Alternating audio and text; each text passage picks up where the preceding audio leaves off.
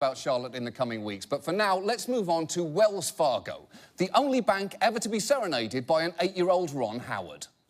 Oh, the Wells Fargo wagon, it's a-comin' now. I don't know how I can ever wait to see. Fuck you. I'm sorry. I know you're a very powerful man in Hollywood now, but to be fair, you were an infuriating 8-year-old. Now, just 3 weeks ago, Wells Fargo was the most valuable bank in the world, but recently its reputation has taken a massive hit after some alarming revelations. The feds say employees at Wells Fargo took money out of customers' accounts without their permission. They opened new bank and credit card accounts without the customers knowing, then charged those same customers fees for the accounts the customers didn't even know they had. The feds say 2 million accounts are involved. That's right. Wells Fargo employees created fake email addresses to enroll customers in hidden accounts, creating PIN numbers the customers didn't even know existed. And hidden fees are bad enough, without being hidden inside hidden accounts with hidden PIN numbers made with hidden email addresses. Because that's like a Russian nesting doll where the last doll is giving you the middle finger. And for customers who got caught up in this, like Frank Arn, even when they found out, they couldn't stop it. There was a point in time I had 10 accounts. I've had more than 10 accounts at Wells Fargo. I only need one. Ahn says he complained to Wells Fargo, but the bank kept opening accounts in his name and sending him credit cards he didn't even want. They kept making promises. They said, okay, we won't charge you any fees. This is it. They always say this is the end of it. So I thought it was the end of it, but it wasn't. Look, Frank, I do not want to let Wells Fargo off the hook here, but after 10 accounts, any bank would have been better. Chase Bank, Citibank, even Elizabeth Banks would have been a better place to stash your money.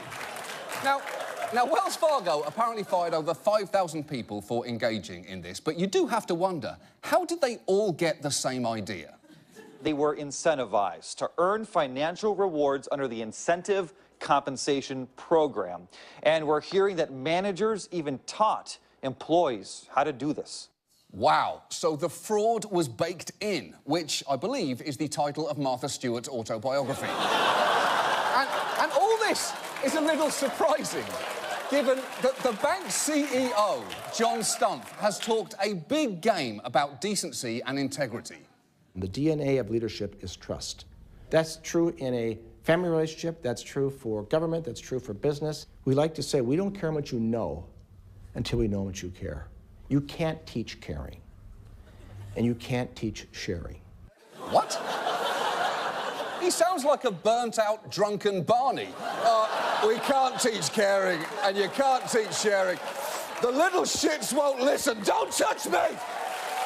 Now, Stumpf actually appeared in front of the Senate Banking Committee this week with a bandage on his hand, which I legally can't say is the result of carpal tunnel from typing in so many fake email addresses.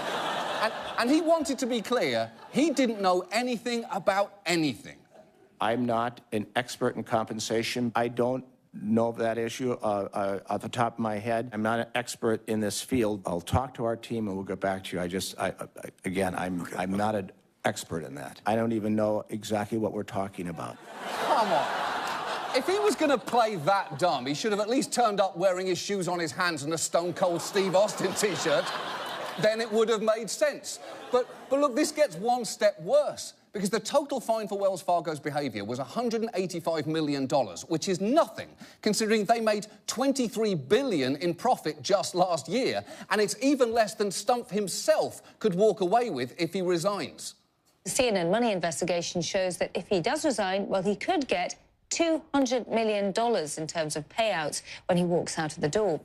The only way that could possibly be OK is if they put that money in 20 million fake accounts of $10 each and never, ever tell him about them. And now, this.